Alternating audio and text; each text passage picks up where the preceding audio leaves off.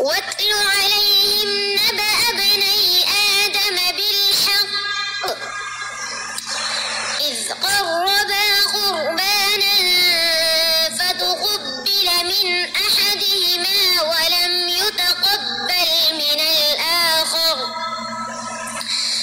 قال لأقتلنك قال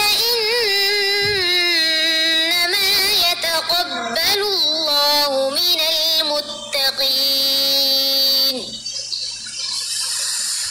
لئن بسطت إلي يدك لتقتلني ما أنا بباسط يدي إليك لأقتلك إني أخاف الله رب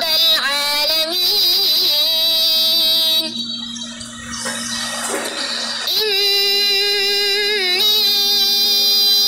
أريد أن تبوء بإثمي وإثمك فتكون من أصحاب النار